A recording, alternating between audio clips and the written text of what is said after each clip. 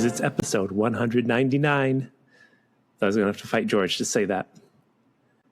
Episode no, you didn't. Oh, wait, it's one before the end, Tim. Yeah. What do you call that? The penultimate episode? The penultimate, yep. I bought a thesaurus. And this week, we're going to watch a movie you picked called... I say it. Hideous, with an exclamation point. Because you picked it. I did. 1997. 20 years after Star Wars. Exactly. Exactly to the day, did you see? No. Yes. I did not see. Yeah, they did that on purpose. 1997. I went to the theater because they released Star Wars on the anniversary. Do you remember that? Yeah. I didn't remember that being the 20th anniversary, but when they added all the digital glippity glops and stuff in there. Well, I don't know because this is before the internet, and I got there and this giant line, and we're like, well, we're not getting in. It's all sold out. That's just how it was back then. You know? Yes. All you kids out there. Well, we're going to talk about that movie. Not Star Wars, but Hideous. Yep. And Star Wars 2, unfortunately. I asked an age-old question about revenge. The second to the last question. Ooh. Maybe forever. George. Forever. Yes. Did Lisa ever get revenge on Lisa Simpson? Sure. No. Sure. No. Simpson Budsworth. Lisa Budsworth. Did she ever get revenge on the clown mechanic that worked on her car? Because that clown mechanic sold her wheels that were designed to make fun of the road. They were called satires. Satires, George. It's SETI BIMCO Part 2, The Revenge. The show where we create revenge sequels that nobody wanted.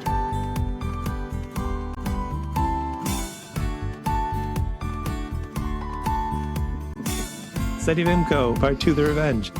Now known as the SETI BIMCO Comedy Hour for the last two episodes, because what's it matter? Does it matter? No. I mean, if you make a podcast and no one listens to it, does the podcast even exist? Do we, Tim? Chris from the Dominicated. Mm-hmm.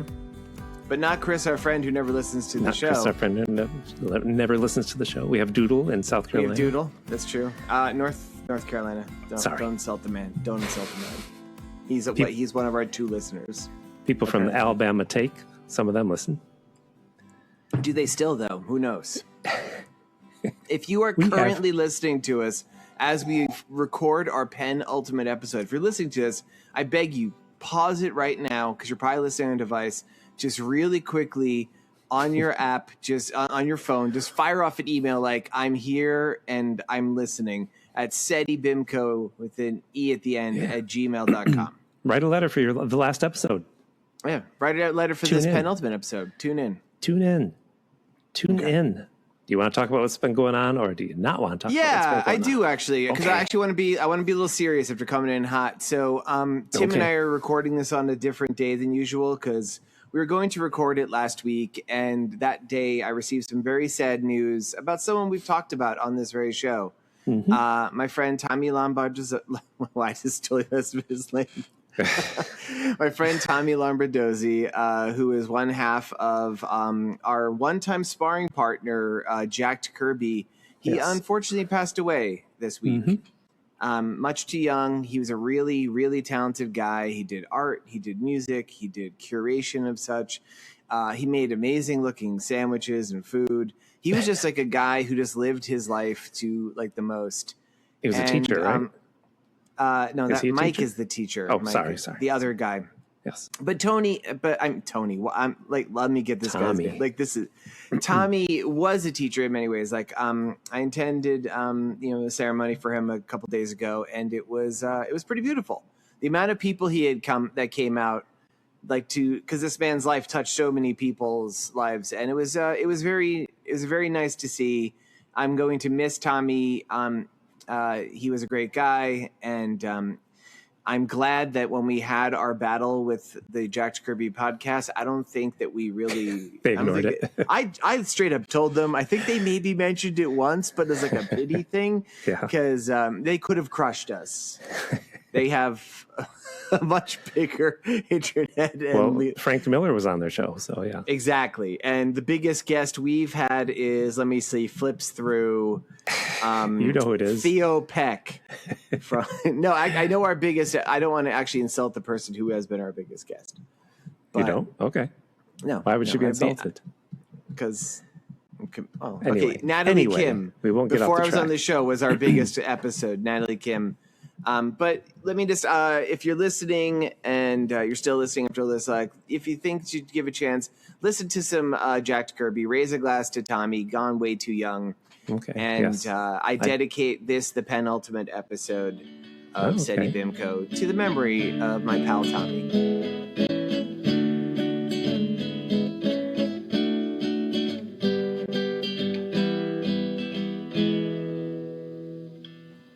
Okay. Well, Tim, what's been going on with you? I can do Tim's book corner. I can start that before we're canceled.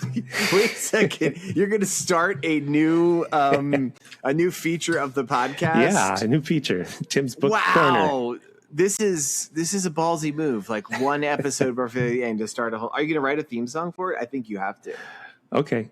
Yeah. Here it is. More work for Tim. It's Tim's book corner. Yeah. Oh yeah.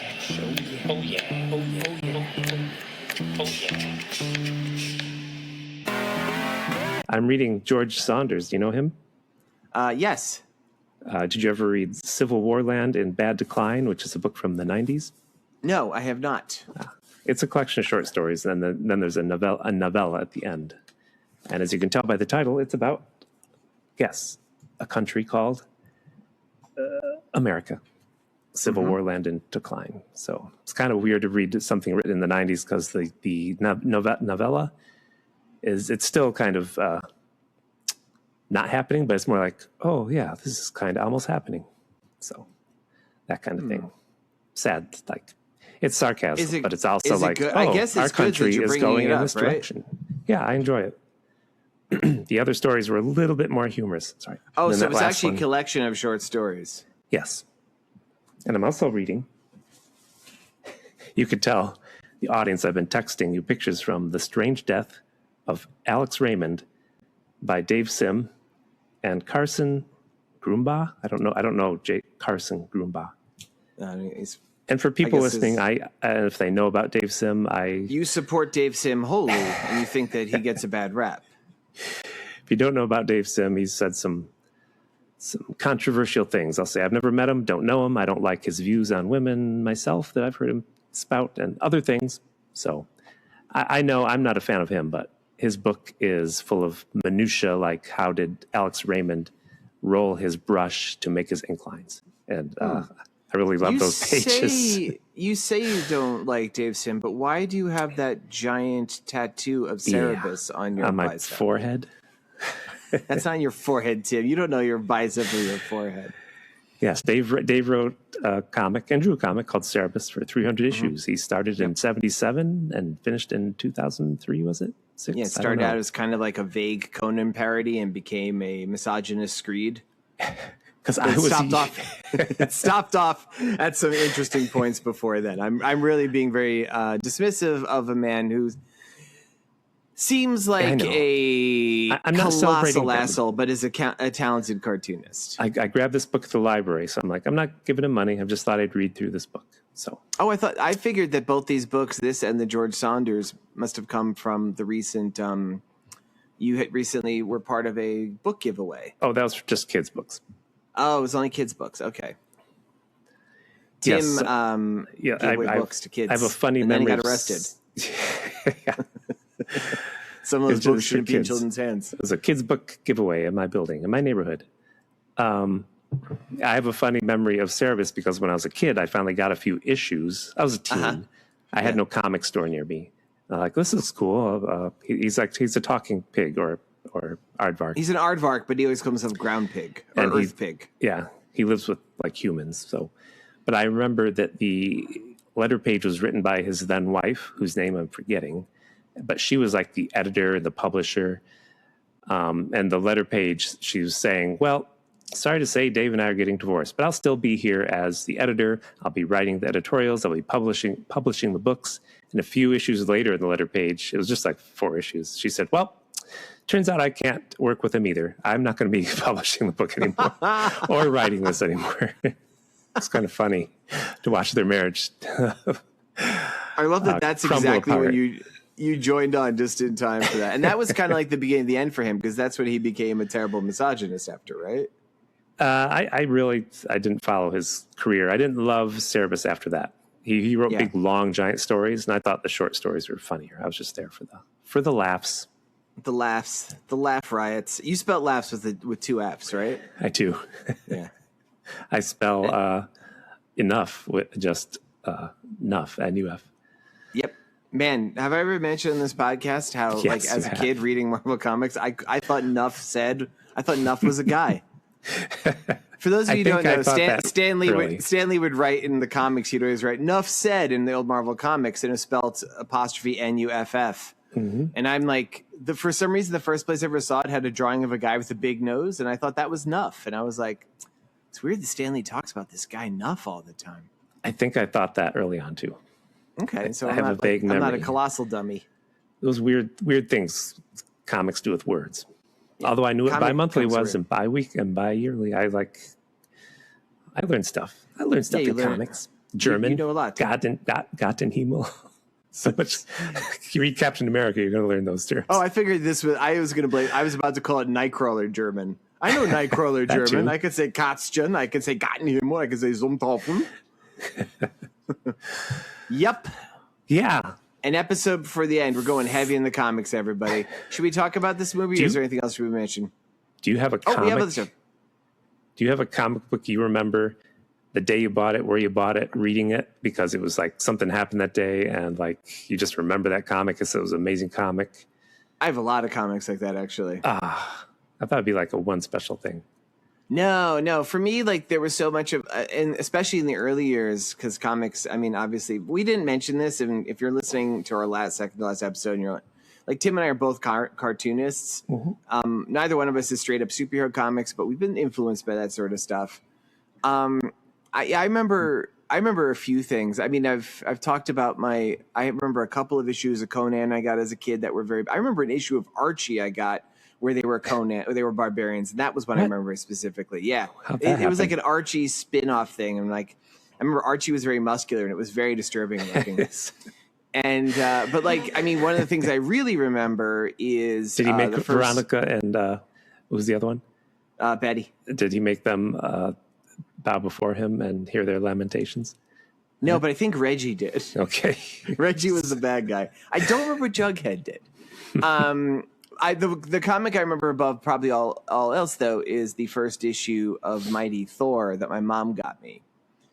Because up until that point, no, she didn't get me the first issue. The first time she got me my first issue of Thor, it was during Walt Simonson's run. Gotcha. I never remember the number. Our friend Foofy knows it off the top of his head, but it's the issue where he's fighting Fafnir the Dragon on the front of it. Oh, okay. And I was a big mythology nerd kid, so it was a very big thing for me to read that.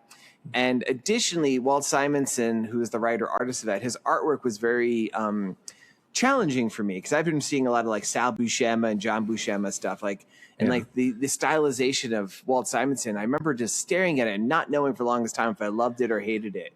I remember going to my mom going, "Is this good? What is this?" And eventually I loved it, but it was just so weird. I couldn't tell what I was looking at. I think the letter page in those early issues that Walt did, some people are like, "I don't like this." Yeah. Oh, some people definitely didn't.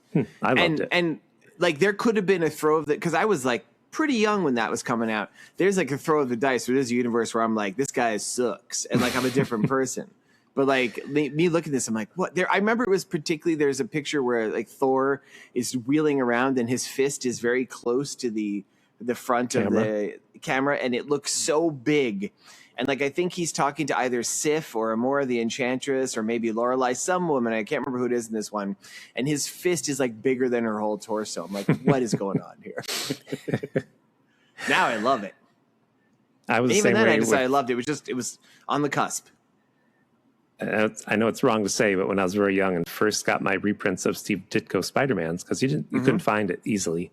I didn't know if I was in a universe where I was like, do I like the Steve Ditko guy? And then I saw one drawing of Peter Parker. I don't remember which one. And I was like, oh, yeah, he's good. I like this guy. I remember that. I don't know why. I'm going to say something. Sometimes I look at Steve Ditko still. I'm like, do I like Steve Ditko? I know we're supposed to side with him, but sometimes the way his politics gets through. Oh yeah. I'm like, yeah. But my best memory, just real quick. It was you sitting beneath the table eating a hot dog for the first time. Oh. Like summer after 6th grade or something. I guess my parents wanted to paint the inside of the house. They wanted to put up wallpaper. They sent me to my aunt's house. They're like, you're getting on a bus first time on your own. And when they put me on the bus. Like a bus, like a Greyhound. Yeah. What kind of bus did you think? I thought school bus. No, by myself to go to my aunt's house 2 hours away. And my dad got on the bus, and there was a woman going to where I was going. When I say woman, she was college age. She was going to some summer program. Ooh. He's like, just make sure he gets off or you get off. And I had my bag of comics. I was new to comics. I had 50 comics, and that was all my comics. And I took them all with me. and I showed them to this woman. And she's like, ooh, you got Thor.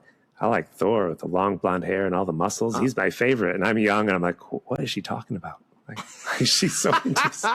I was very confused by her reaction to Thor. That's funny, too, because that was your first time ever scaring away a woman with comics. Right. It became a lifelong trend. I did. She went to the back of the bus with my Thor comic.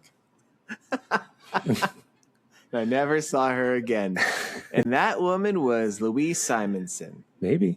Yeah, that's the wife of Walt Simonson. Anyway. Deep cuts. Deep cuts. This is our most comic-heavy episode ever. So let's talk segue. about, since we are ending. What's segue? Should we talk about our replacement podcast ideas? Oh, I killed that bit for me, but you can do one. Okay, I got one. So yeah, do it. For those of you, I guess Tim killed his. I mean, I was told not to do another if we've been listening. Wait, who did me? My producer. Oh, she said you can do another one. There's a lot of bits we wish Tim would kill. Old age jokes, things like that up front. But Tim and I have been coming up with George, not old age. They're old age, Tim. Tim and I have been coming up with different podcast ideas with which to replace Eddie Bimco, since next episode will be our final episode.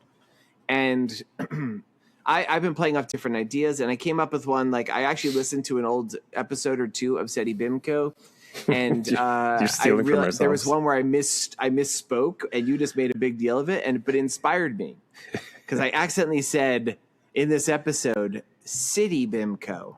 Oh, okay. And you derailed the whole show. You're like, I say city, you say city instead, you stupid asshole. So, but I'm like, what would City Bimco be? And I realized, Tim, because what we've been doing, we used to bill ourselves as America's most revenge-driven podcast. The revenge has really fallen by the wayside. We just don't have that anger anymore. What we do love is the city we live in, right? Brooklyn. And then I thought about, well, Tim, you're a lifelong urban, well, not lifelong, but you are now. You're going to, you're living in New York City. I'm going to live and die. And you're going to die here probably. And you're also you're a bit of a megalomaniac. So I can see how you'd want to control the world around you. So City Bimco would be like an exploration of a city that you created. Each episode is going to be you exploring. It's going to be like, have you ever heard of Epcot Center started out as Walt Disney's, it was literally environmental prototype community of tomorrow is what it meant. Remember that. And you got weird powers from the Florida states. Now it's a bunch of roller coasters. Don't act like you don't know that. But it started out as this, he was literally going to create a prototype community of tomorrow, city building. So you're going to do the same thing, right? And in fact, in this instance, BIMCO is going to stand for the Brooklyn International Municipal Community Operation. Nice. And the SETI, that's what you're going to create. And here's some of the things that you're going to explore episodes in City BIMCO. Okay. And each of these things, this list, each of these rules will be an entire episode of the show. Okay, go ahead. A strict curfew of 7 p.m. For everybody. Nobody's allowed after 7. Oh, I have this power? They have to go. Well, in this, you're creating the hypothetical perfect community, right? 2, no pop culture references are allowed from after 1977. And in fact, that's the beginning of time as far as it's everything is either it's going to be called BSW, or which stands for Before Star Wars, Yeah. Or I guess you call it AD after Darth Vader died. After Darth Vader. That's good. Okay. All right. 3, you will have a daily effigy burning of bat and spider. Okay. Yeah, it's gonna be like how at Epcot they have a daily firework display, I think. Maybe it's Disney. I'll take it. I'll believe you. 4, men's sandal stores on every single corner. I don't wear sandals. I wear Don't lie. I've seen your fucking horrible toes. 5, Playboy magazines are easy to find and plentiful, and in fact serve as currency. Yes. So when people go to buy men's sandals, they'll turn over a bunch of old Playboys, and you'll be like, "Oh, this one's a good one. This one has Tinkle Delicious, and her likes are raw oranges and cooked shoes." They're like treasures. They're buried everywhere. Yep. And that you could just spend your time digging. Yes. Number 6, the mayor will be a Sasquatch. Yep. Number 7, you'll control the airwaves too. Jeopardy will air every day, and every single time there needs to be a question mentioning you. Just like how, if you know you listen to the show, Tim was mentioned once as a question on Jeopardy. And it was, that was a clue. How many people did Tim Hamilton kill when he was the Zodiac Killer? And then the 8th and final episode, because you're going to start off with like just a reasonable bit just to feel it, it's going to be about lists everywhere. Yes. And that's City Bimco. Nice. I sunk a list in before we got to the movie. You know what? You inspired me. What if to replace this?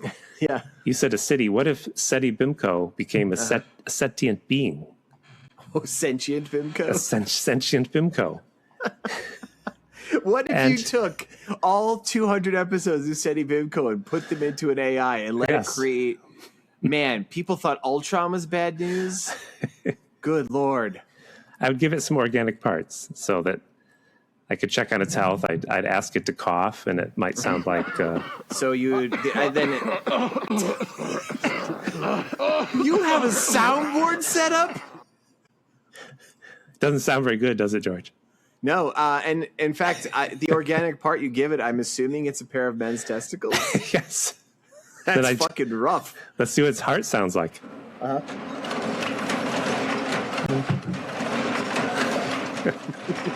That's not good. And also, as usual, when you do I can't believe you set up a soundboard. Physical. Yeah. Wait, you got to ask it to pee into a cup. Mm-hmm. Oh, because it has... Doesn't sound good. Sounds thick and gloppy. I think solid things are coming out. The last thing I've tested to do is to take my snow globe with my diorama of the Donner Party and to polish it. Let's see how it does. Oh no, that's the end of Sage Elsewhere and all those other TV shows that were in that snow globe. It is. Oh no, Tim, you just killed millions. That's bananas to me that you had some sort of list along those lines ready to go. Because I know you have no improv ability whatsoever. I do, so clearly, lies. Why do you say that? Go listen. Half the show is improv. No. Remember when we used to actually have an improv section of this, and you would like have panic attacks every episode? We had to get rid of it. No, it works. All right, should we talk about the movie now? What's your segue? All right, segue. Oh, my sandals and my feet. What are they? Yeah. My feet and my sandals, George. You just mentioned them. Oh, they're hideous! Exclamation point. Keep the sewage flowing. That's the idea. Something bad comes into the trap, it's our job to fish it out. What the hell is this? What do we do with it? I'll take care of it. All right. So Hideous, this was my selection. I got to do 2 movies in a row because Tim has taken the big episode 200. Yeah. It came out, like he said up front, 1997. It was directed by Charles Band, who directed the other recent City Bimco episode, Head of the Family, though he did that one under the name Robert Talbot, but the same guy. He is the head of Full Moon Productions. It was written by Neil Marshall Stevens, who as Benjamin Carr, who was also the same guy who wrote Head of the Family. So it's very Head of the Family. Are they still a company, by the way? I didn't look. I don't know, actually. Okay. I gotta say, I kind of dig their films. Like they're schlocky, but like well made. Like I think I said with Head of the Family, I'm like, it's like a well made trauma film. Like there's some really good actors in it. There's some funny bits. They look pretty good. Jacqueline Lavelle, who is in, she played Loretta Oates. I got their names here. Which one? No, I'm trying to remember who she played in Head of the Family. She was the main character. Yes. Yeah, I'm just trying to remember her name there. You like the movies a little more than me. Yep, maybe. That's the way it is with every movie. It's like it's okay, but no, that's not true. If the movie is black and white, has terrible sound quality, and endless scenes of people doing something pretty mundane, but like the filmmaker bet their whole lot on, like riding motorcycles, maybe skydiving, maybe skiing, you will like that one better. Gives me time to write. They ride a motorcycle for 10 minutes. So, yeah, I tend to do all my writing afterwards, I've learned. Okay. So this movie, Hideous with an exclamation point, that's kind of key. It opens up where we are seeing a water treatment plant. Sewage. And it's like a sewage plant, I guess. We should say, is this New Jersey? Well, did I mention it was filmed in Romania? Oh, is this a trauma film? Another this one has they nothing acquired? to do with trauma. No, you're thinking of the movie we did last week was a trauma film. Okay. Sorry. No, Full Moon's its own deal, and this was filmed in Romania. Really? Yeah. Really? Right? Well, yeah. there is a castle in it, and I was kind of like, where is this film? That actually makes a lot of sense. A little castle. Yeah, apparently the whole thing was, filmed in Romania. So they're at like the sewage plant. There's a guy there whose name is Martin, and he's training like 2 or 3 new guys on their job. They just stand at the edge of these spots where the water comes out, and their job is to sit there with like poles or skimmers maybe, and just kind of go rooting through and pull out shit that would maybe block the sewer. And they do this all day. And he's like, I found $5. Yep. One guy finds $5 like right off the bat. And Martin's like, you're going to see a lot weirder stuff than that. And he starts telling things he's fished out. And Tim, I have my second list because I already did a list. Okay, you go. A list of things fished out of the sewage. I knew it. Yeah, I know. It's pretty obvious. Number 1, proof of life of Mitch McConnell. You sure? Timely. By the time this comes out, maybe they finally admitted the guy's been dead for like a year. 2, so many poo-poo undies. Just Tim, so many poo-poo undies. Number 3, Tim's old age jokes. Yes, this is where you get them from. Yes. And number 4, things that were fished out of the sewage. A horrible, misshapen, glutinous blob, or gelatinous blob, a.k.a. Eric Trump. Yes. How's that? Eric Trump joked early. I dunked in Eric Trump. That's normally your job. Now my list of things he fished out. Oh! All right, let's hear it. Traveling Wilburys, Volume 2. Volume 2. Yep, yes. Yeah, welcome back to the episode where you've been every episode because Tim knows 6 references. Jimmy Hoffa's wallet. Come on. Okay. Yeah. He found an alternate ending of Star Wars where Luke and Leia get married and have like 3 children. Are the children lumpy? One of them. But that's normal. That's it. I just did 3. You know what's funny? I said the children lumpy. Remember in the Star Wars Holiday Special, they reveal that Chewbacca's son is named Lumpy? I don't remember that. Yeah. I saw it when I was a kid and I turned it off then. Or something. Wow. I was like, what's going on with this? What is this crap? I had a seizure. I started thinking about, why did that lady like Thor so much? So back to the movie. So he's there. Martin's talking about all the weird shit he's found, like, lumpy stuff and things. He takes some of them home, he says. Yep, and he finds something, which you see everybody actually like, good Lord, what's that? He's like, oh, I got this one, fellas. He calls it a thing. A thing. Yeah, we don't get to see what this thing is yet. But then next thing we meet Belinda Yost. And she's in an office. Her secretary is Elvina. Shaw. Yeah. Elvina Shaw. Which, according to Wikipedia, her incompetent receptionist. Yes. And Martin calls, and it's a kind of funny bit where, like, I guess this was like state of the art technology back then. They seem to almost be emailing each other while she's on the phone. Oh, they're texting at the computer, though. Yeah, it's kind of wild. I'm like, wow, 97, this was a thing for people.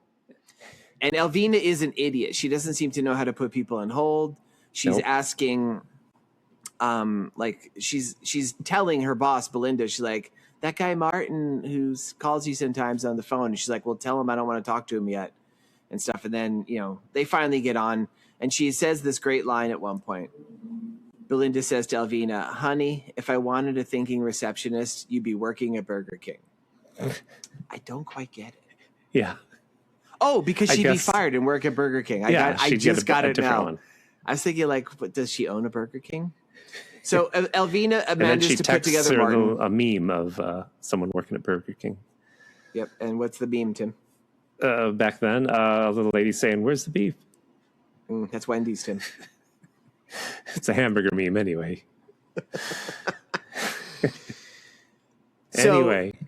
Martin describes what he's found to her. So it turns out that Belinda is a procurer of the name of her company is IMSI, which stands for International Medical Specimens Incorporated. Yes. And she kind of specializes in weird things. That's animals, humans. Yeah. And I think there's probably an official part, but she also seems to run a black market thing. Yes. And she hears about this animal or whatever it is. We don't know. We don't know what it is yet. It's just on the phone. So it's a thing, yeah. You got something good for me? She calls this guy Mr. Napoleon Lazar. Yes. Who is this guy who is very interested in perhaps buying this creature. In fact, he was did you look at his IDBM? I did. And I know I'd seen him and stuff before. I know he's in Total Recall. That's all I was going to say. He's the taxi driver. Which is if I remember this is weird because the taxi driver in Total Recall is if I recall correctly, is a plastic. One of them. I think he was a different one. Okay. Yeah. That makes sense because he's not a plastic white guy. He's a normal flesh and blood black person. So yeah, it's been a while since I saw that, but I remember those. Me too. And Elvina's like, wait, aren't you supposed to call Mr. Lorca or Dr. Lorca? Mm-hmm. And I think that's actually when she says, if I want to think your receptionist be working at Burger King, she's like, shut up, you dumb asshole. And she instead calls this guy Lazar, Napoleon Lazar. And she basically describes I have something you're going to want, but you're going to need to pay me a lot of money for this. He's like, well, why would I do such an unusual? Is that here or am I skipping? Yeah, eventually. She picks up her portable phone. That's in this movie. Yeah, she has her portable phone, which is the size of she wants some sort of 10-year deal. I wrote down the numbers because, Oh, if you wanted to do that. Currency Kerner, yeah. I forget what the numbers. The thing that the specimen she finds, she wants to be paid $650,000 for it. Oof. And do I play music now? Yeah, sure, why not? George's Currency Kerner. All right, so $650,000, Tim. This movie was filmed in 1997. What is the spending power of $650,000 today? I could say twice. So 12? It's pretty good, Tim. All right, right, Sandy. It's a little bit more. Oh. It's $1,364,354.49. Okay. In addition to the $650,000 for the specimen, though, she is also making Lazar sign a contract which commits him to $200,000. He has to buy $200,000 a year of stuff from her. Yeah, it's for bad 10 deal. years. Just junk.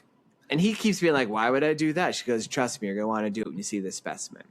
So, Tim, $200,000 in 1997. What does that have the spending power of today? It's $200,000. I'm gonna say $500,000.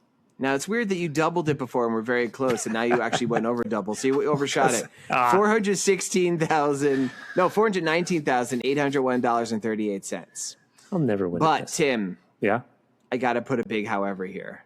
Okay, that's a $200,000 every single year. Oh, so with inflation, what is $200,000? So she's actually kind of losing money because she doesn't build in inflation in that. Right. By the time year 10 of this deal comes around in 2007, what does that $200,000 have the spending power equivalent of 10 years in the future? And can you work in the big financial housing collapse that happened then? I'm going to assume in this universe that didn't happen. Really? In Romania, I think they were immune to that. Okay. Oh, so what's the question? So what would be the spend that $200,000 from 97? What would $200,000 have the spending power in 2007? That might be 300. Pretty close. It would actually be $261,913.26. So, in fact, Tim, to really make your brain melt with too much math up front, because she's not getting that because she's just getting paid the flat 200. I need to subtract the difference. So, really, that 200,000 she's getting, it's really only like she's getting $138,058.74 because she didn't build in inflation. That's bad. Folks, let this be a lesson to you if you're ever selling medical oddities and try to get into a 10-year deal with a rich business person. Make sure you have inflation built in. Don't be like Belinda Yost. Yes. And that is the end of George's current currency Kerner. Maybe forever. Maybe forever. Probably forever. It depends what the episode is next week. Gonna pick a movie next week with no money in it. So, you know what? I just realized. What? She didn't say it over the phone. She says this after she meets Napoleon, and he sees the thing, and he agrees to this meeting because this thing's amazing. But Elvina, this incompetent secretary, as soon as she had called Dr. Lorca, as soon as she called Napoleon Lazar, she calls Dr. Lorca and tells him. Because she's a spy. Because she's a spy. And Lorca has been Belinda Yost's primary client, but she's trying to move on up because Lazar is more well, Lorca's a big loser, I guess is the way to put it, and Lazar is more up and coming. Both of them are they're both kind of creepy losers. Yes. So we cut to Lorca's house, which is a castle, which is I guess why they filmed in Romania, and we see him. He's full of rage, realizing he's been cut out of this deal. He's like, I trusted this woman, and he's talking to his assistant, whose name is Sheila. And Sheila is Jacqueline Lavelle from Head of the Family. Yes. And she's always in like shorts and a vest that could fly off her breasts at any minute. Mostly topless, yeah. And mostly shoeless sometimes, I noticed inside. She's in her bare feet. I didn't actually pick that part up. Often in her bare feet. Yeah. Important to know, people. Stick with it. Stick with us. And like I am officially, as of this movie, I'm a big Jacqueline Lavelle fan. Yeah, she's the best actor in the movie, I think. Yeah, almost. Yeah, and like she kind of like Lorca, who looks kind of like a shitty Marvel comic supervillain from like the 70s. He's got like a beard and like looks like a devil sort of guy. He's all mad, and she's like, "Well, if she's gonna play dirty, why don't we play dirty?" And he's like, "What do you mean, Sheila? If you can't beat him, join him," she says. Yeah. Oh, good quote, Tim. She does say that. She does. You're right. I didn't write that down. It's a famous saying. And it's the first time it's ever said was in this movie. She also is the one that came up with if the van is a shaken, somebody's making bacon. That's what they say. Should we mention that in every scene in this movie, she's in a van and eating bacon? Yes, I know. Yeah, it's weird. So we cut to where Napoleon Lazar is driving home after procuring whatever was in that vat. Yep, he's got whatever is that car. thing that and he sees at his secret entrance into his property there is a woman slumped over in a car, and he's like, "What? You can't be here! It looks like she's dead or something." He gets up close, and the woman sits up abruptly, and she's wearing a gorilla mask and is completely topless. Yes, and she has a gun. And I wonder if this is a reference to, if people don't remember them, the gorilla. Were they called the Gorilla Girls? What were they called? Tell me what that is. I don't know what that is. They used to have banners and posters up. They were women wearing gorilla masks, and they were trying to point out that a lot of the museums was full of men. Like, there's women artists too. I forget what they were called. Were they topless too? No. Oh, otherwise, because I thought maybe it was like Femin, that group that is always protest over being topless. No, they weren't doing that. They just were trying to say, "Hey, there's female artists." Excuse me. Maybe. So she pulls this gun on him, and he's like, "Tim burped, everybody." And according to go on. Yeah, I'll derail. Yeah, of course you will, Tim. I had one woman in my art history class who spoke up once and was like, enough of the male artists. Don't you know there's female artists? And it's like, oh, I'm glad you spoke up. I didn't.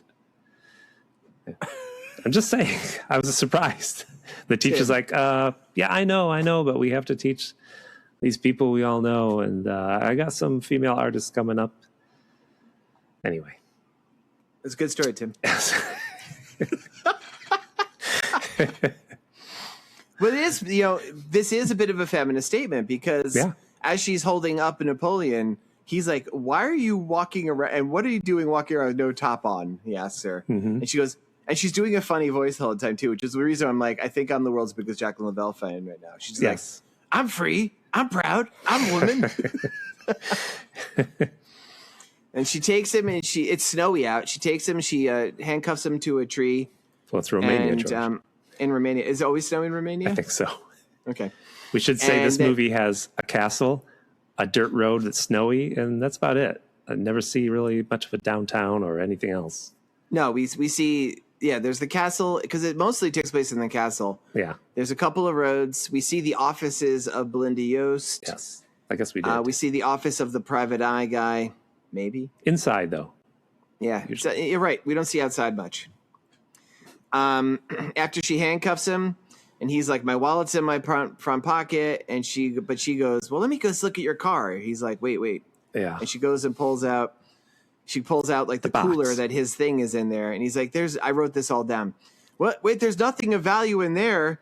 And she's like, pulls the cooler out and she looks at it and she goes, where are you going? The beach? And he's like, it's a biological specimen. It's dangerous. And she goes, wow, cool. This is going to be a real icebreaker at my next party, and walks off with it. And he's freaking out. But she takes it back to Lorca, and he sees it. And this is the first time we see it. Mm-hmm. Should we describe it, Tim? It's hard to describe. It is. But here's what I wanted to say about it. It's a deformed fetus. Mm-hmm. Is this one that has like 4 eyes? Or is that the other one? It's got 4 eyes and I want to say 2 mouths and 2 noses. It's got like double stuff. It's got a big old head. It reminds me a lot, honestly, of Head of the Family.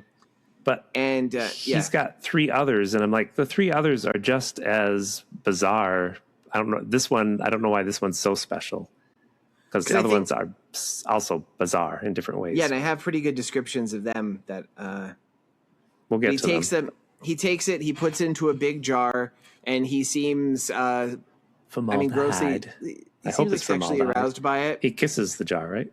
Yeah, and she's like, hey, boss, do you want to be left alone with that? He's like, yes, please. She's like, all right.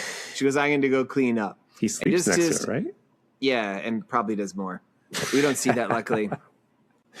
But Sheila goes and dumps some stuff down an acid pit, and then takes the car into the woods where there's a sign that says "Danger Quicksand," and Chekhov's drops acid pit. And and let's Chekhov's quicksand.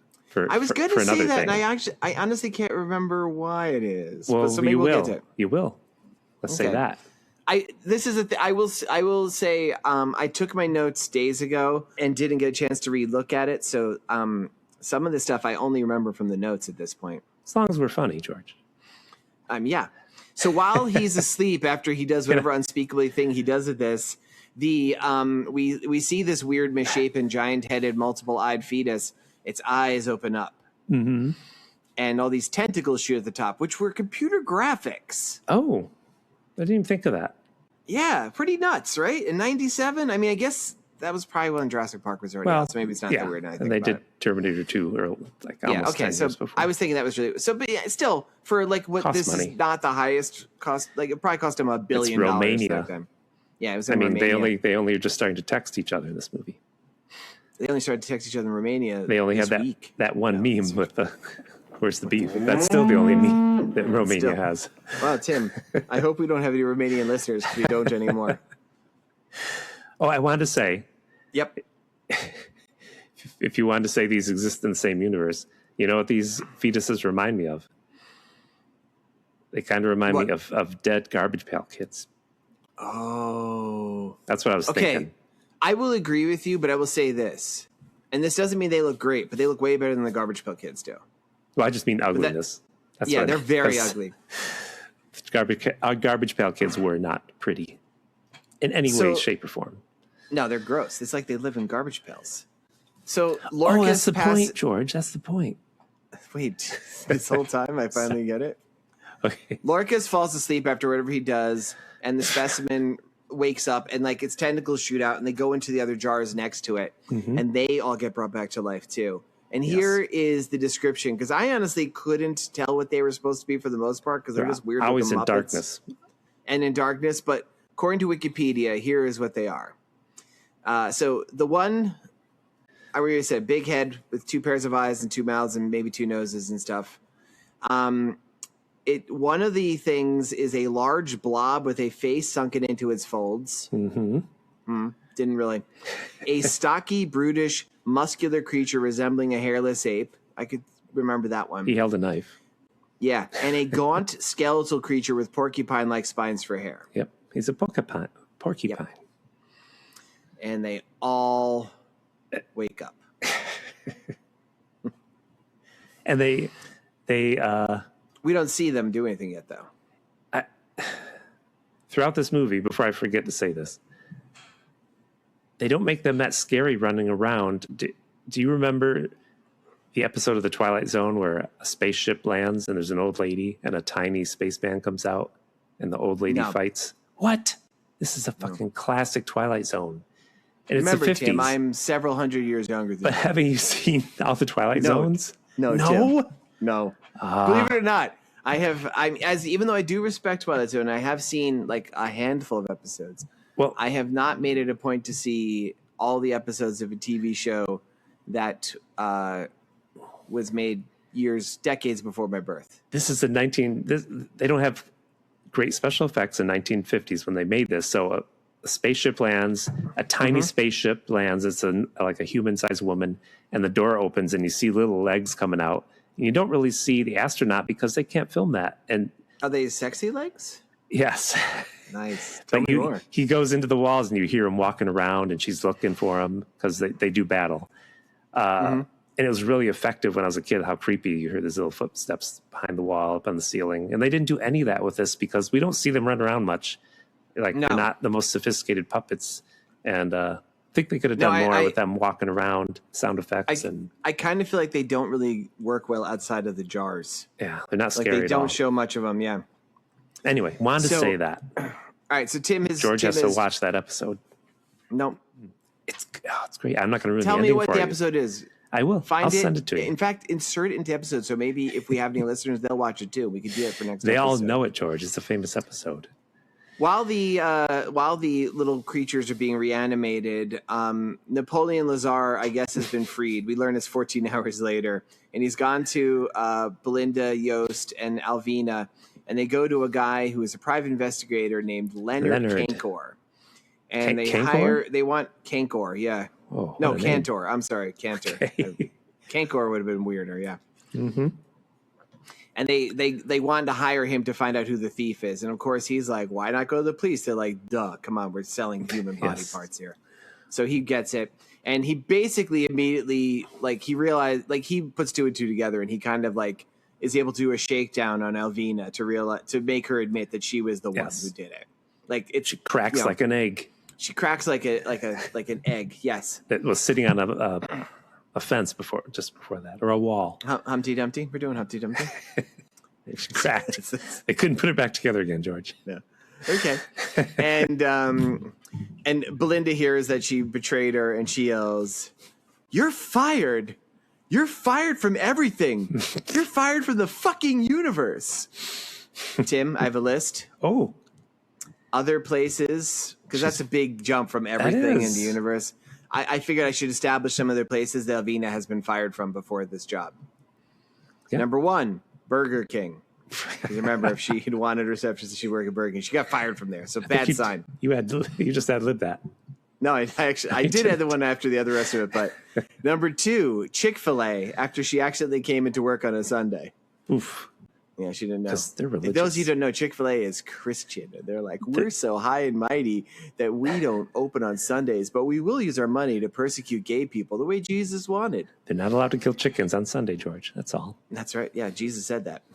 Number 3, her job as a wet nurse, which will be ironic in shortly when we talk about it. And number 4, she was fired from her job at Trump Tower after she accidentally flushed a hideous, misshapen, gelatinous blob, a.k.a. Eric, down a golden toilet. Can't have 2 Eric Trump jokes an episode, George. 2 Eric Trump. I'm taking your lunch, buddy boy. Have to take one of those out. So now they know it's Lorca. So Napoleon and Belinda, and weirdly they bring along Alvina. They go to Lorca's castle. Yeah, every character we've met so far goes to Lorca's castle, and in a car. Is that? I don't know if that's actually important. It's important to me. For later. Okay. All right. Okay. So they get there, and like Lazar is at first. No, Lorca is at first pretending like everything's cool, but like it's pretty obvious pretty quickly what's going on. So here's the dramatis person. Like, so it's like I said, Lazar, the Cantor, the private investigator, Belinda Yost, the businesswoman, Elvina, her incompetent secretary, Sheila, the super efficient and often topless assistant to Lorca, and Lorca. Because it's funny, the private dick, he just walks over to Sheila and is like, well, you look pretty good in that. That suit works for you. She actually even mentions, too, he's like, how'd you end up getting here? She's like, well, I needed a job, and I started calling the wanted ads. Burger King wasn't hiring. She is actually somehow a cooler character than the rest of this movie. She is. Yeah, she's just doing her own thing, and like I wish I wrote down the conversation because that the private dick had with her. It was a good conversation. He wasn't being creepy. It was just like it was a stilted conversation where he's like, that outfit works good for you. She's like, yeah, thank you. I know. Surprisingly, given like head of the family and just given movies in general, I kind of figured he'd be sleazy and hitting on her, but he doesn't seem to be. Nope. He actually just seems to peg her out. Like these 2 characters are surprisingly competent, and they seem to recognize that. The only sexual thing in this movie is disturbing. So somehow, like Lazar's all like mad about Lorca being a fraud, and like these just 2 hate each other. Well, they've been competing for medical waste. Did you say that? Yeah. They've been competing for this shit for years, and basically somehow Lazar gets Lorca to be like, or Lorca gets Lazar. He's like, look, I'm going to show you my collection. If you're impressed by it, you'll let me keep this thing. And he's like, okay, whatever. So they go into the room to show his collection of these 4 specimens, which of course are gone now. Yep. Broken glass everywhere. And Lorca thinks this Napoleon guy did it. Yeah, and Lorca's like, well, you guys show up to talk about this thing, and they disappear. So he locks them up in a room. And Sheila, wait, is it Sheila? But somebody turns to the private dick and say, get us out of here. Use your gun. He's like, I don't have a gun. Yeah. You think I'm Mannix? And I'm like, I have it written here. Is George going to ask me who Mannix is? Because I know he doesn't know. I know who Mannix is because I've done podcasts with you. You're just saying that. No, I know Mannix was a TV show. Detective. Oh. Yeah, a TV show detective. You know what I was thinking of, Tim? What? I was thinking of Manimal. Oh, no. No. Mannix, in fact, when Mannix came on the air in 1967, you want to know what the concept was? The concept? What? It's weird. Was it old? It was that there was a giant computer, and it would really? spit out a case for the detectives, and it would tell them how to solve it. And Mannix was like, I'm not listening to the computer. I'm going to solve this crime on my own. This fall with Mannix, Saturdays on CBS. High Adventure, an hour of excitement as an ace detective tackles his agency's most baffling cases. That was every episode? First season, because the producer, you know who the producer was, George? Desilu Studios. Talking Lucille Ball, and she said, this is too complicated. Let's just let you be a detective and take that computer part out. And that he was just a detective. And it's spelled Mannix, right? Yep. Okay, yep. And I remember this. This has been your old man moment on Seti Vinco. Because speaking about older women confusing me, my mom would watch this show. She's like, ooh, Mannix is on. Be quiet. Did she like Mannix because of his muscles and his long blonde hair? He's got dark hair, but he was kind of a heartthrob in the 70s. What? Yes. Who's the actor? What's his name? Anyone I've heard of? Yeah, Connors. What's his first name? Chuck Connors? Yeah, I think was that who it is? The rifleman, Chuck Connors? I forget. Chuck I'm looking Connors. this shit. God damn it. His name was Connors. It's not Chuck Connors. He was Mike famous, Connors. Yeah, he was a famous actor in the 70s. Yep. Or the 60s, since that show lasted a long time. Yeah. That's a lot of ladies were like, quiet. It's time for let's stop talking about this crap. Okay. This is what we do in the show. So they're locked in. No, this is what you do in the show, buddy. Boy. So our heroes are locked in a room because, Sheila pulls a gun on them. So it's the private investigator, Belinda, Elvina. There's a funny bit where Elvina thinks she can go, but they're just being sarcastic to her, and she thinks that's mean. And Napoleon Lazar. And when they're in there, they realize that they can hear something on the other side of the wall. Yeah. And they start communicating with knocks. They're like, if you understand us, knock once. Yeah. And they're like, oh, wow. And there's this whole thing. And they learn about this, whatever this person is, this other prisoner. Like, why can't you talk? You can obviously hear us talk. Like, are you deaf? And like, Elvina, she's stupid. Like, are you deaf and dumb? They're like, how the fuck would he hear it? So they established that this was another prisoner of Lorca. And so, but I found out, Tim, there was actually an extended scene where they were kind of asking other questions. I believe I'm going to act out some of those for you with knocks, okay? Okay. So the first question, they said, who's there? Then they said, knock who?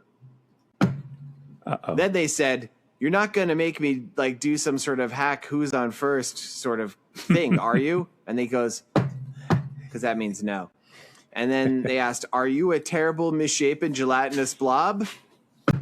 And then they said, well, you can't be Eric Trump as being a gelatinous, misshapen, gelatinous blob. You wouldn't have any rigid parts of your body like a skeletal structure with which to make knocking noises with. And like, oh, wait a second.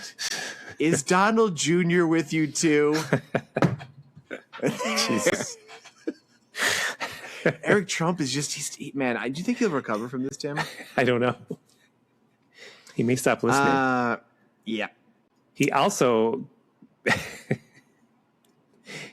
digs through the ceiling for some reason. Did you know why? He's like, look, I can get out. He finds wires. I think he's trying to, because by I think you're talking Kanker, the private investigator, right? The private investigator. Cantor, yeah. He's like, look, I can dig through the ceiling. I think it's because he's like, whatever this thing is that's knocking, it's a prisoner too, and it can't even talk. It can't help us. Did you see what he found in the ceiling? I think that they cut this scene out. Was it an old Playboy? They found an old stash of vintage Playboys. Wow. Just like the money system in your perfect society that you're going to create after the City Bimco. Tim, tell us about your Playboys. It's from 1984. That's weird because, this movie did come up, and then never mind. It's a detective-themed issue. Oh, my God. Is her name Floretta Gumshoe? Yes, Floretta Gumshoe is the centerfold. Wow. And is her likes... No, you're not going to guess those. Okay, let's hear. Her favorite activities? Investigating disturbing claims about Bill Cosby and declaring him extremely funny. Guilty pleasures? Mostly private dicks, but sometimes she likes those public dicks she needs to hunt down for indecent exposure. Hey. Tim's making double entendres with the word dick. Favorite movie? Star Wars Return of the Jedi, because she wants to solve the mystery as to what the real plan was to rescue Han Solo at the start of the movie, because how it played out made no sense. Okay. That's a good point, Tim. George, here's one for you. Yep. Her favorite dinosaur is Stabosaurus, because we'll never know truly why he brutally stabbed Bugsy Seagulsaurus to death. I don't get the last part. Bugsy Seagulsaurus to death. Stabosaurus. We'll never know why. Seagull stabbed to death? Yes, by Stabosaurus, George. Okay. Tim, why?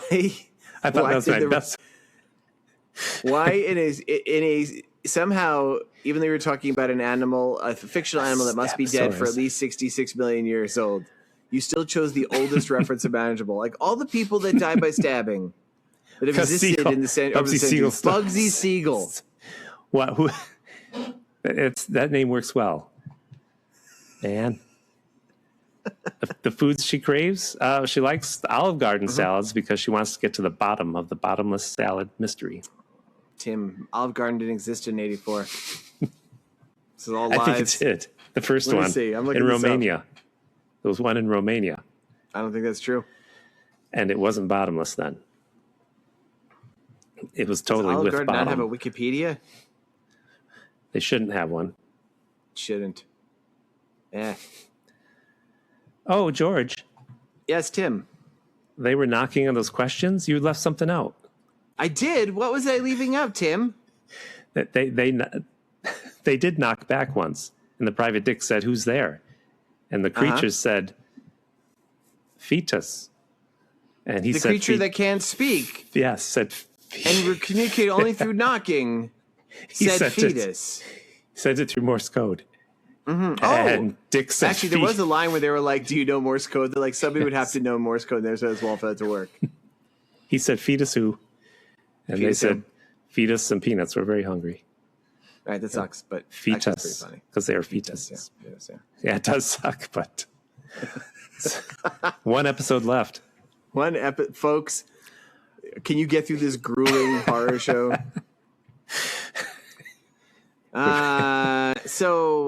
So they do send him a note though, George. Remember, is that next? They come to the door. They do send a fucking note. I've been wanting to write a note about that. Yeah, It says "No hurt eye." yeah, Sorry, that's from Star Trek. yeah. No, they write a long note. I think I did write it down. Where is it? They wrote down a note, and it's all like without punctuation, and it's written by a person who obviously has no education. And the joke is that Elvina can read it immediately because she's Yes. stupid, and no one else Yes. can get it. And I wish I did write it down, but I don't. It doesn't look like I did. It's something about I can't remember. Help us out. Anyway, Yeah, I don't remember. So anyway, you know what does happen, and I don't really know because my notes jump around a bit. Somehow there's like a battle. Like they get revealed what it is. They get in there, I guess, because he goes through the ceiling, the private investigator. And can I read you the description I copied off of Wikipedia? yeah.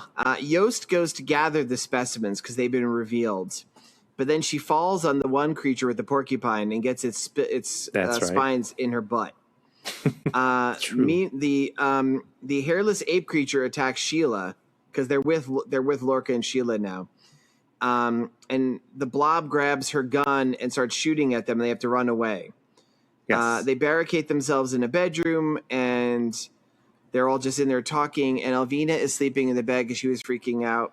And somehow the hairless ape thing gets in there and like starts breastfeeding her. Well, first, Yeah. you're I steamrolling wanted to make everything. my joke. I wanted to make my joke pay off that I said that she was fired as a wet nurse Okay. before people forgot. Okay. Wet All right, nurse. so first, stick a pin in that. Oh, you want to do that joke first? Okay. I already did. I did it before. Okay. It's the worst I did show want to ever. say Worst episode ever, everybody. that I think it's the private dick is pulling things out of Yost's butt. She's got her pants down and like her No, butt. it's Lazar is. Lazar is pulling things out of her butt. The porcupines, because she found the Yeah. porcupine animal. I just had some interesting facts about Yost's butt. Oh, let's hear him. It once appeared on Mannix. All right, I'm gonna leave now. Yost's butt was once a clue on Jeopardy.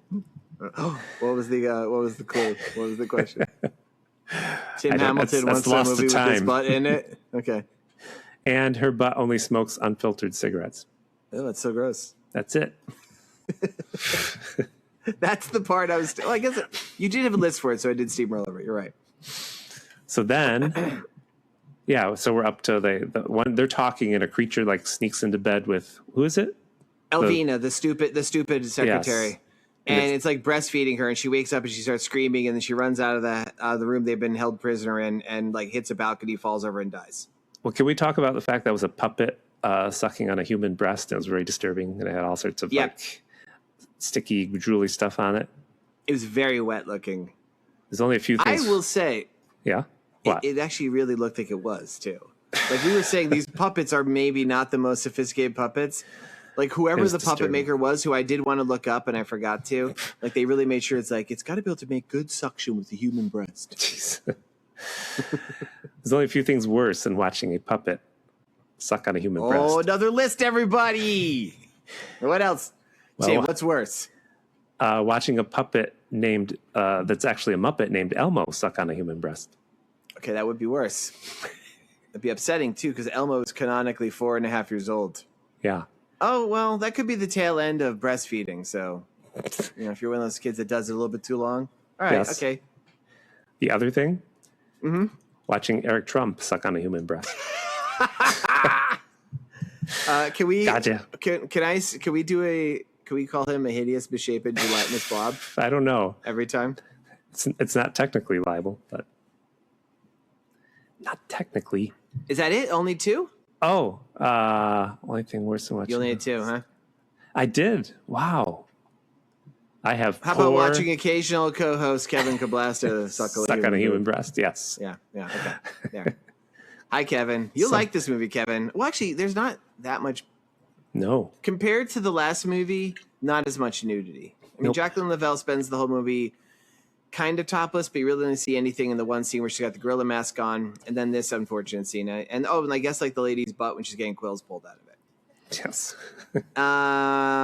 So now there's only 5 people because they've all teamed up now because Lorca's not in control of the situation. Nope. And it's Sheila, the Private Eye, Lazar, and Belinda.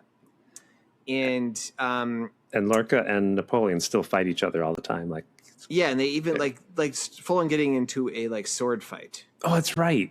Yeah, they have like a duel that's just going back and forth while this is all happening. Forgot about that. I forgot why, but I know Belinda is trying to leave. Oh, we forgot to mention this, Tim. They're all sealed up in the castle because Lorca seals the castle Yes, up he hit a when button. he's showing the specimens because he doesn't want them to be able to steal. Well, once they think they stole stuff, he doesn't want them to escape with it. Right. And it's also, he mentions it's heavily booby trapped. So while Lorca and Lazar are fighting with swords, Belinda tries to leave and she gets something stabs her in a doorway. I really couldn't tell what happened. Oh, that little creature had a knife. Is that what Oh, happened? a creature kills her? I thought it was like a booby trap. The creatures were friendly at first, we should say, and then they all tried to capture them with a blanket, and then the creatures were like, okay, we're just going to kill We're you. going to kill you. Yeah. Yeah, I forget how she got stabbed. You said, what's her name, fell off a balcony. She died. Yeah, Elvina comes out the Elvina. balcony. The private investigator and Sheila are both kind of like Teamed up. as the 2 most competent people because the other 2 are sword fighting, and I think Belinda's already dead at this point. And while they're fighting, having this big stupid battle where they're calling each other dumb names, the little monkey guy pushes the button, the acid button, and they fall. Lorca and Lazar fall into the acid pit and are dissolved to molecular levels. I guess. And yeah, well, after that, I got notes. You worried? Okay. Yeah. After that, Sheila offers the creature the key code and lures 'cause the them into creatures are the smart. acid bath, right? Yeah, well, yeah, they're on like a rug or something. Yeah. And she puts it on there and she kind of pulls it over. Once they're on there, they all fall into the acid too. So everyone dies in the acid. Oh, except one. Well, they show a ladder and that one creature lived, Oh, remember? but that's spoilers at the end, Tim. Oh, well, I thought we were pretty much Because done. then with the code, Sheila and Cantor get out of the car and Get out of the castle. he's like, you're pretty good at this. He goes, well, I did have to look for a job. I might have to look for another job. So there's maybe hints of future adventures where the 2 of them team up as private investigator team. Yeah. But Tim was right. You do see kind of a ladder with maybe a bloody trail. And then as they're driving off in a car away from the castle and everyone's deaths, we kind of zoom into the keyhole of the trunk and we see Creature. One of them. yeah, I don't know who the hell it is. It's one of these blobby things. And that's the end. That's the end. They live. Or do they? It was okay. Yeah. They like to write a lot for the movies, which, I mean, a lot of dialogue. The movies are way more clever than this sort of movie normally is, in my opinion. Yeah. And better made, I think, too. Because a lot of times these movies just seem like it could be the sort of thing where there's just a lot of boobies and murder in it. But these have actual funny bits. Though that might all be because of Jacqueline Lavelle. If you don't watch anything else in this movie, I say watch the movie during the scene where she's wearing the gorilla mask and listen to the voice she puts on. It's pretty fucking funny. She's just doing this weird little bit. And I know the director didn't tell her to do it. She's like, what if I do this? They're like, yeah, sure, why not? And this is after Gremlins, so I'm surprised they just didn't do more fun things with the... That was probably budgetary limits, don't you think? Yes. I don't think those puppets worked very well. You put them under a blanket. You got to be creative. Let them wear a little sheet. It's a little ghost. Oh, I see what you're doing. Oh, yeah, they could have run around like little ghosts. Yes. You just hire a monkey. Like they did. That would end badly. They did that for some shows. So, well, let's see. I'm going to say it's because it's you. Oh, I know. I can think of an old-timey movie where they had That a show I monkey. mentioned a while ago that I can't remember the name of. It was a show about... Something like the Hendersons or something? Yes, family that owned monkeys. They solve crimes. I remember when I was a kid growing up in New York on WPIX Channel 11 on I think it was New Year's. Or no, I guess it was around Christmas. They would play March of the Wooden Soldiers, the That's old right. Laurel and I was Hardy. going to say, and that's a monkey. And there was a monkey mouse. dressed up as Mickey Mouse, and it was nightmare fuel. It is. Yes, that's what I meant. All right, let's not talk about old stuff. Now we have the part of the show where Tim and George talk about how this movie is like Star Wars and Labyrinth. How is this like Star Wars? How's it like Labyrinth? Well, like Star Wars, this name of this movie is Hideous. And when Darth Vader takes his helmet off, he always says, "Don't look at me, I'm hideous." Yeah, that's what I got. Sometimes he says, "Don't look at me, I'm ugly," but often it's hideous. Often it's hideous. Yes. All right, I say, Tim's story is undoubtedly going to feature Quicksand because he called it Chekhov's Quicksand.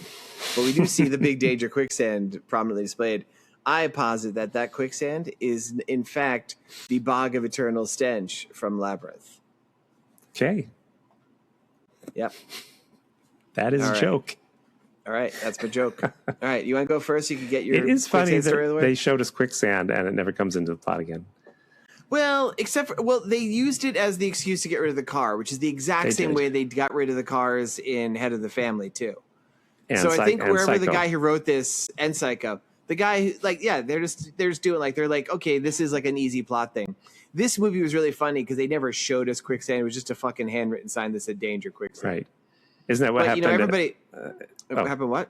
Isn't that what happened in Thelma and Louise? The car went into quicksand. Yeah, everybody remembers that famous scene where they're driving, they're being chased by the cops, and instead of jumping over the Grand Canyon, they just drive into quicksand, and they slowly sink out of view. Yep. It's a very anticlimactic ending, and people are like, "Why did it happen?" Wherever you are, wherever you're hiding, I'll find you. Revenge. One of us will die. One of us will die. I will not let Cindy take my place. Revenge. All right, you want to go first? Screeching halt. What is it? Revenge? Okay, I'll go first. Buckle down. I'm gonna go take a walk. You got to listen. Okay, I'll listen. So they drive off. That's how the movie ended. Yep. And they being, just to remind Leonard, and Sheila and Sheila. Oh, is his name Leonard? Yeah, right. Leonard. Cantor. Private Dick. The private investigator. They're driving off with that creature in the trunk, and guess what?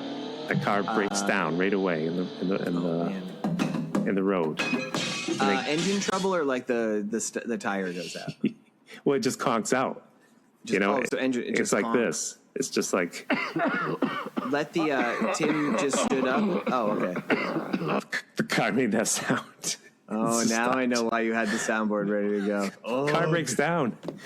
So they get out, and he's like, "I'm gonna go to the trunk and get my tools. I always have my tools with me." And he's walking towards the trunk, and the creature's like, "Oh boy, my precious cups." And then he says, "Oh, my tools. This is the day I took them out of the cleaners. I don't have any tools in the trunk, so we're just gonna have to walk, Sheila." And the creature's like, "Damn it, I'm stuck in here. And they start walking down the road, and Sheila points out she has no shoes, which in the movie she didn't wear shoes. You did point out she in doesn't it. have shoes. My feet are cold. I need some shoes. I didn't notice this, but yes. Which creature is it? Just so I can picture this, Tim. It's the one that's like Eric Trump, the glutinous. They're all like Eric Trump, Tim. The glutinous one that held a knife. Gelatinous Bobs. He had a knife. Okay. So they head back to the car because Dick's like, "I got extra shoes in my trunk that I keep in the I like trunk." that he's Dick now. Yeah, call me Dick. The private Dick, sorry. Leonard, the private Dick. And the creature's like, "Yes. Yes, my precious comes forth again." Yes, here they come. But Dick remembers, "Oh, I also have extra shoes in the back seat of the car from my previous case, the case of the missing shoelaces." So she puts on these boots. I like these shoes. And the creature's like, "Damn it, they're walking away again." Oh, no. So, she puts on the shoes. Yes, they come back They're again. walking down the road. And Leonard, He starts getting a Charlie horse pain in his leg. So he heads back to the Leonard, car. You need to stretch before you do this. To get his Charlie horse meds, he keeps in his trunk so he can walk better. The creature's How far did they walk down the road, Tim? He's coming back. Oh, my precious comes forth again. It's usually like 6 feet. 6 feet one way, 6 feet back to the car. I'm really tired of walking, Leonard. I think Sheila would kill him by now. Yeah. You private dick. But then Leonard realizes the Charlie horse pain, it's from the knife in his pocket from his recent job, the case of the really sharp knife that makes a Charlie horse type pain in your leg. Oh, that's a tough case. So he tosses that knife. Specifically named knife, yeah. Tosses that knife into the woods, says, okay, let's walk to town. And the creature's like, God damn it. I'm going away again. I'm stuck in here. And then they hear an odd sound from the car. And Sheila's like, Can you make the noise, Tim? A really odd noise of the car. That sounds suspiciously like the noise of somebody peeing. So they walk back to the car and they realize, and the creature's like, yes, here they come. Oh, boy. But they open Here they come again. the engine hood, because that's where the sound is coming from. And they find that his pet squirrel is chewing the electrical wires. Mm-hmm. He's like, Sheila, this is my pet squirrel from the case of the stolen nuts. We've teamed up ever since I solved that case for him. Which nuts, Tim? These nuts. It's right, that was D's nuts, Tim. So lobbed it over the plate. You nailed it. Good job, buddy. his name's Tony. And Leonard says, come on, Tony. We got to walk to town. Yeah. And the creature's like, God damn it again. They're leaving me here again. So they walk down the road. I get it, T creature. And Leonard says, wait, I left my Playboy collection in the trunk. A lot of Playboys. They're really worth a lot of money. God damn it. I'm sick of walking back and forth, Mr. Leonard. And the creature's like, yes, he's going to come back. But before Leonard even starts, Leonard's like, oh, I have to pee really bad, Sheila. I'm going to walk into the woods over here and pee. And so he walks. How has Sheila into the not woods. killed him at this point? I'm very understanding. She kind of likes him. He's charming. Okay. And when he walks into the woods, Sheila looks over there and realizes, oh, no, that's where the quicksand is. And she runs after him to warn him about the quicksand. But they both run into the quicksand. And they're stuck. And they just sink into the quicksand. And Leonard tells his squirrel, Tony, go get help, Tony. But Tony just runs up a tree and chases another squirrel around because it's squirrel mating season. And so God, just like The Sword in the Stone by Disney. Yes. Leave that squirrel alone. So Leonard help. and Sheila, they sink into the quicksand and they die. Whoa. But a car thief comes along on his motorcycle and he finds the car that has the creature in it. He sees the wires and just need to be hooked back together, and he starts the car up. Good looking set of wheels. And the creature's like, oh boy, somebody's, I can kill somebody. And he starts driving down the road, and he sees crazy squirrels chasing each other in the road. It's Tony. No, look out, squirrels. And he swerves to miss the squirrels, and he goes right into the quicksand, and he sinks into the quicksand, and the creature's like, God damn it. And Tim, they all die. And this movie's called Junk in the Trunk.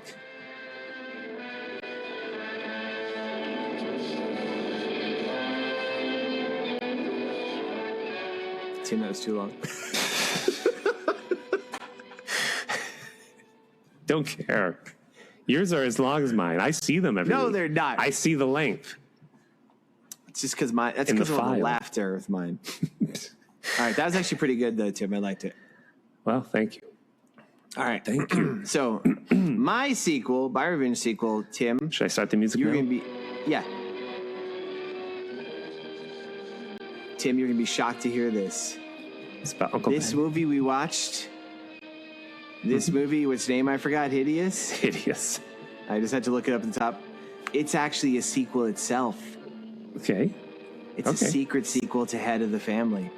Oh, all right. Yeah, To remind you, you could go back and listen to Head of the Family, but to remind you what happened, that was the story of this guy, Lance, who got involved. He and his girlfriend, Loretta, got involved with this family of mutants. Right. And they all had different powers and stuff, and one of them had a giant head, and his name was Myron, and he controlled his siblings. Each had different abilities.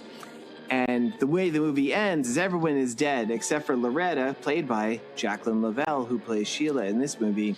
Okay. And she runs off with the one surviving brother from that movie, who was a guy named Otis. That's right. And Otis is very big and strong, and they get married so she can get their money because they apparently have oil. Which And we he never just see in the laughed movie. and laughed forever, if you remember my stuff. And it ends with him laughing really weirdly. And Tim didn't interpret this way, but the way I interpret it, it's because his brother Myron still controlled his mind. Yep. But this movie kind of, what happened in between, this is like it's not a prequel. It's like a bridging gap sequel, let's say. Because this movie is a sequel inspired to It's the video game they put between movies like they did with X-Men. You're right. Yeah. It's like, that would be the equivalent of it. So that Loretta, the survivor of the last movie, she's kind of the smartest character in the movie, which is a pretty low bar, honestly. But she's like, that's pretty weird the way he's laughing. Yeah. And she's like, okay, I think I'm probably actually not just married to the idiot strong guy Otis. It's probably some sort of Otis Myron, the head of the family, Gestalt being, right? Mm-hmm. So she's like, well, this is tricky. This isn't what I was wanting. And he's like, well, we're married. We have to consummate the marriage. It's disgusting, right? He chews his toenails off. Yeah. And she's like, well, I gotta, they have adult relations. Uh-oh. But she's very careful. Does he laugh the whole time? Of course, he's been laughing nonstop. Is it a squeaky bed? Yes. Okay. Very squeaky bed. Although, Tim, halfway through, she gets up and puts WD-40 all over it. Okay. So that sounds wet. Sounds like a wet, drippy bed. Did they break the mirror on the wall? Yes. Yes, they did. Okay. She didn't want to see this. 7 years bad luck. So he, as happens when adults do this sort of thing, he achieves climax and stuff issues out, but she's very careful not to let this impregnate her, and she scoops it all up and she throws it in the toilet and flushes it, right? Oh, details. Yeah. Yes, details. I'm really setting the scene here, right? Yes. And he falls asleep, and while he's asleep, she fucking cuts off his head. Ooh. Yeah, she knows what's going. She's like, no. But luckily... Does it keep laughing? That actually stops the laughter. Does it cough? No, he was snoring, though.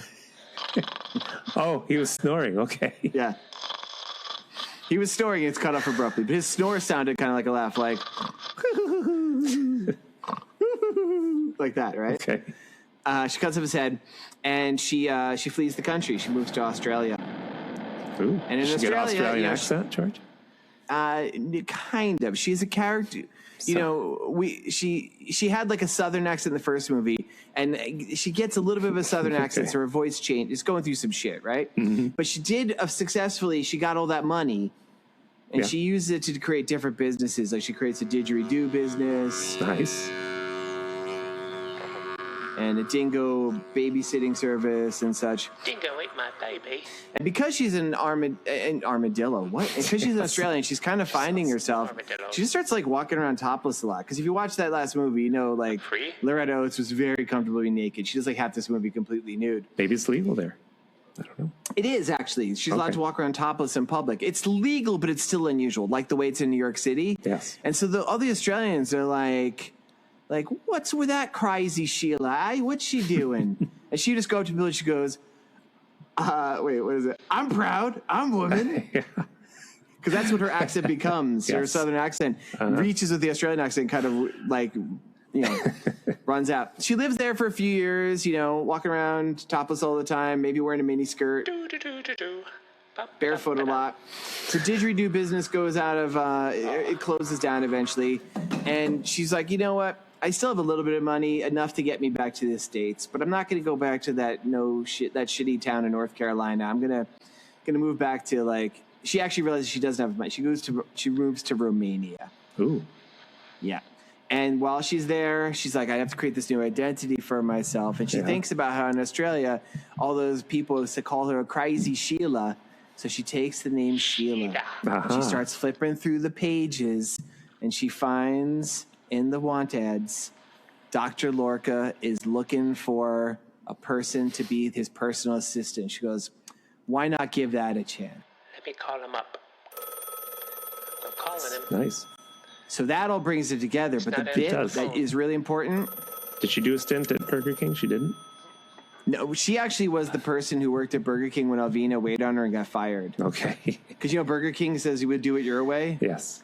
Avena didn't do it her way. I didgeridoo it my way. Gotcha. Avena put pickles on everything, and she fucking hates pickles. Yeah, I love the pickles. Oh, I hate pickles. but here's the other bit the story that ties in. Remember how she did have to consummate the marriage with Myron? Mm-hmm. I mean Otis, the Myron Otis Gestalt, and she wiped it up. Uh-huh. That blob was the son of the head of the family. I had a feeling. She threw that into the sewers where it mixed with all the different other effluvial fluids. Maybe from what was the lady who had the jar of fornifications in Howling Tool? Sturba? Oh man. Yeah, stuff. Anyway, it all mixes together. So she was uniquely suited to bring about the second coming of Myron's son. Oh. That was my sequel. That's who was in the car who drove away? And in your version, when they opened the trunk and... In my version, they opened the trunk and the tire iron just shifted and crushed it. Okay. But it still sounded like that. It did. In fact, Tim's, it sounded like the longer version of the Wilhelm scream, which I know you can find if you look, because it's out there. Yeah. Yay. All right. Yay. Those are great. We're the best podcast ever. It's too bad it's only one episode left. Next week, we should just wing the ending. Wing it. All right. Make it up on the spot. Nothing to lose, right? I mean, what? People can stop listening to our show won't exist? That's what nothing to lose means to me. Do we get any mail? No. Nope. If we'd gotten even one piece of mail, people, even one, we wouldn't be ending it next week. I still All get... right, Tim. So tell me, what can you tell me? What can you tell the listeners? What awaits them next week? Well, since it's the last one, I looked at lots of movies. I thought about watching a movie called Revenge of the Virgins, which is by Ed Wood Jr., but it was from 1958. And it's a strange movie. I just want to tell you about it. We're not going to watch it. It's cowboys and a lost tribe of Native women who are played by white ladies. And they just run around topless the whole time. And I'm like, how did this movie... It's not like porn. It's like cowboys. And then it cuts to the tribe of women. They're just topless. And they're... Didn't we watch an Ed Wood movie where it's basically the same thing where it was island ladies who ran around topless the whole time? I think that was his... I think it was his deal. Was that Ed Wood? I forget who did that. Wasn't it? It was called... Maybe it wasn't. Wow, I can't remember what that was called. Yeah. But I was like, well, this looks like be pretty boring.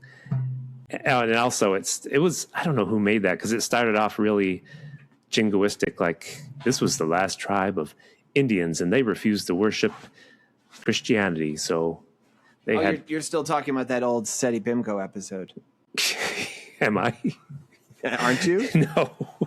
That's how you're talking... I watched the beginning of Revenge of the Virgins, and that was actually the opening. Like, they said these Indian women refused to turn to Christian ways, so they had to be wiped out. Like, that's the movie. That's...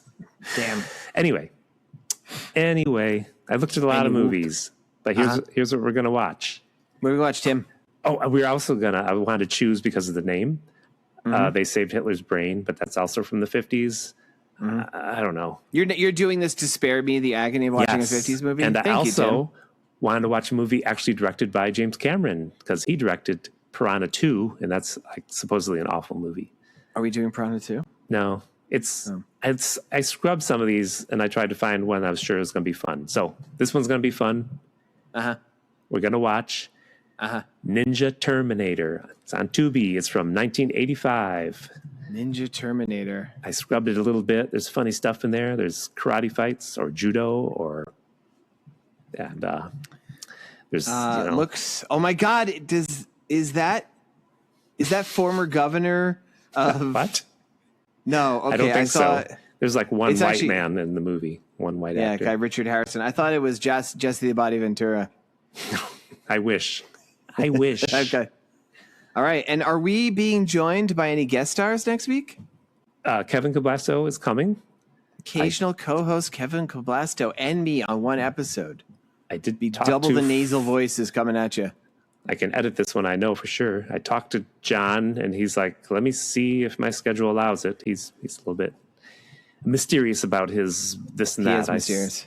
So maybe, all right. And maybe John Kelly. We'll see. Kevin Coblasto. And wow, this could be all the hosts action you could handle. I hope it works. Last time, yeah, it happened once. I don't know. Picked on you the whole time. I don't know how you it were like, worked never out. getting these two again. I don't remember it that way. I just remember John cut out because his connection conked out. That's one thing that happened. I was remembering the time where it was me and Kevin at the same time. Oh. There was a lot of episodes with you, me, and John. Yeah. Yeah. All right. Alrighty Is that then. it? You don't want to talk about Lucy so. anymore. I guess we'll get out of Never here. want to talk about Lucy. Nope. Is that it? All right. Hey, join us next week for the end of it all. For the end of SETI BIMCO. And it'll be, it'll be a big party, right? It'll be, this is a preview. Wait, the party we're going to have. John is there. Okay. All right. We'll see you then, everybody.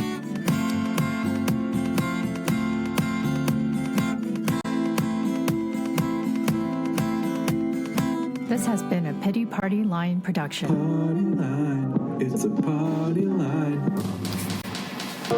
In the winner's circle this fall with Mannix, Saturdays on CBS. High Adventure, an hour of excitement as an ace detective tackles his agency's most baffling cases. Go with Mannix in color every Saturday starting this fall.